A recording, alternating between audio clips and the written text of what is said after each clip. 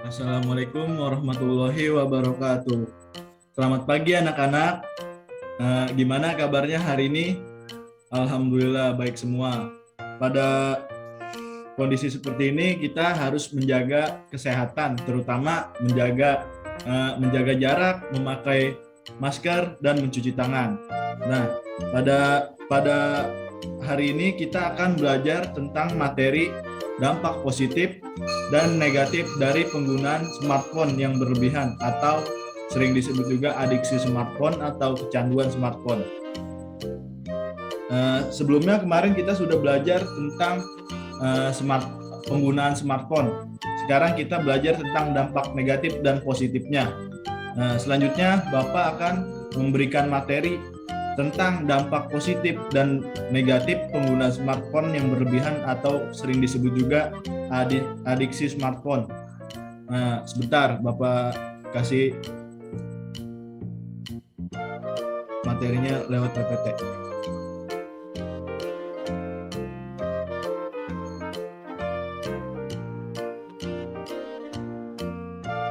Nah, sudah terlihat. Nah, di sini materinya adiksi smartphone atau sering disebut juga kecanduan smartphone. Di sini kita akan belajar tentang adiksi smartphone, dampak positif, dampak negatif, dan cara pencegahannya atau cara mengatasi adiksi smartphone. Smartphone itu apa sih? Di era globalisasi ini, manusia terus-menerus mengembangkan ilmu pengetahuan dan teknologi. Kemajuan dalam bidang komunikasi dapat kita lihat pada perkembangan telepon genggam atau yang kita sebut handphone atau smartphone.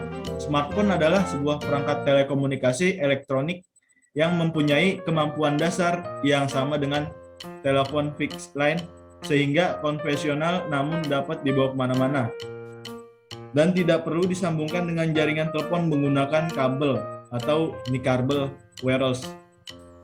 Pada awalnya, handphone hanya digunakan oleh orang-orang yang memiliki kepentingan khusus seperti kepentingan bisnis agar memudahkan pekerjaannya. Namun dalam perkembangannya, handphone atau smartphone dimiliki hampir di setiap kalangan.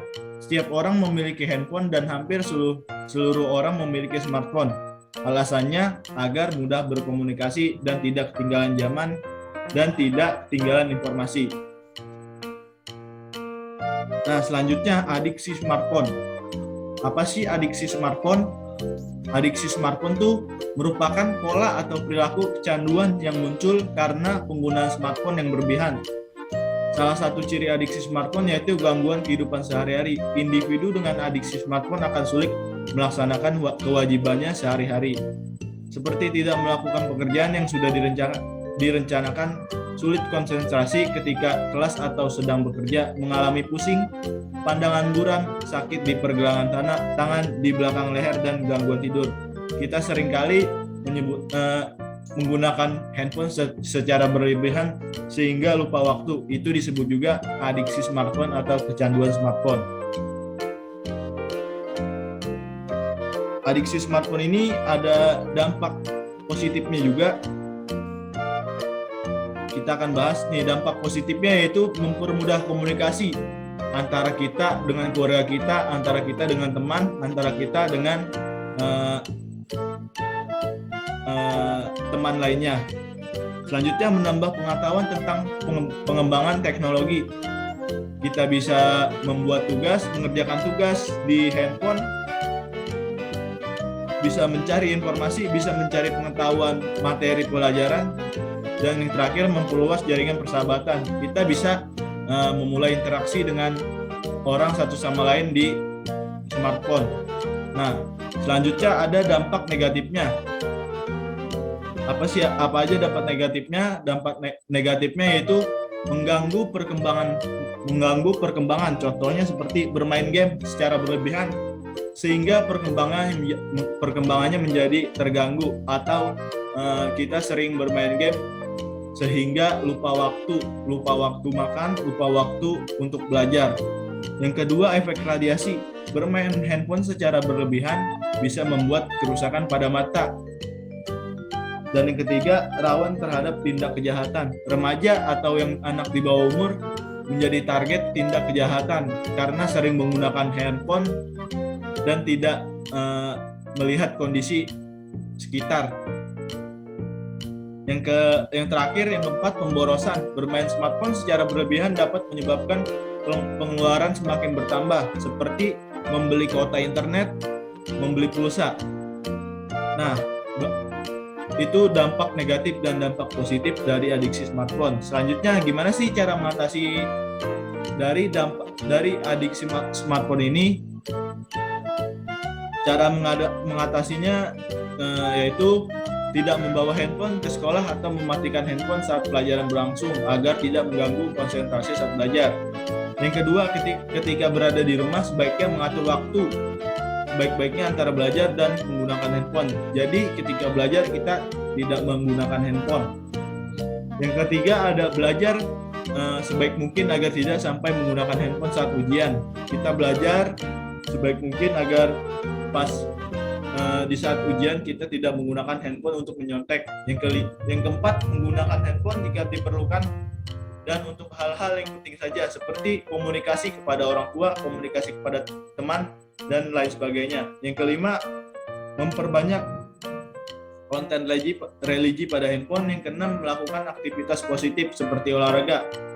Kita jangan terlalu menggunakan handphone secara terus-menerus atau berlebihan.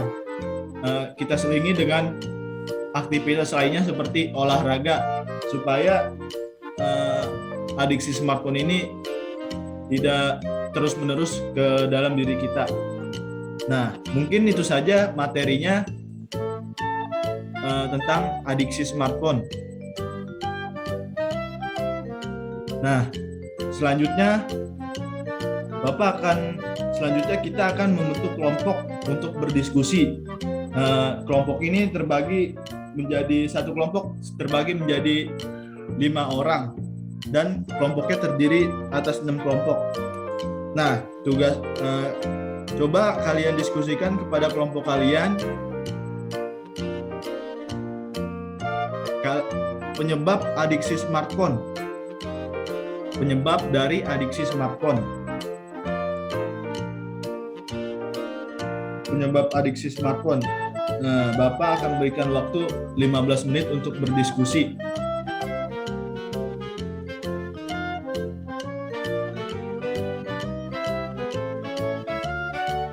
Nah, jika sudah berdiskusi, selanjutnya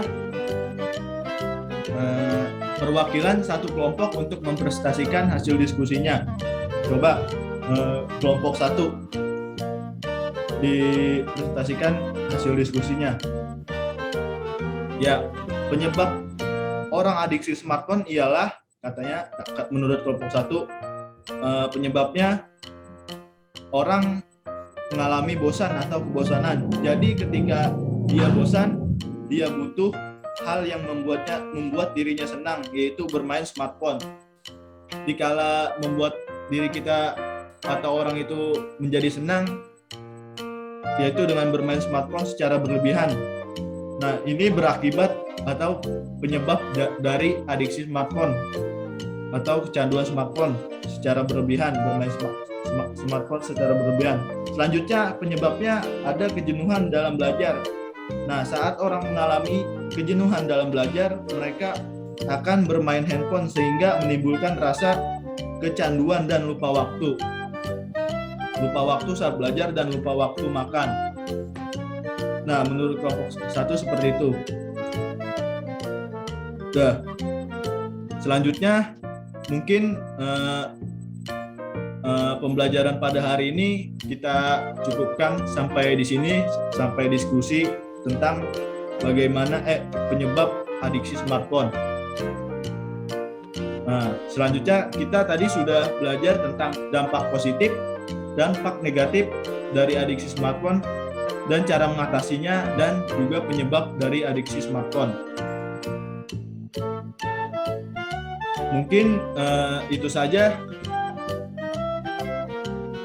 saja pembelajaran pada hari ini. Sampai jumpa di pertemuan selanjutnya. Jangan lupa selalu menjaga kesehatan, terutama 3M, menjaga jarak, memakai masker, dan mencuci tangan. Mungkin itu saja pembelajaran pada hari ini.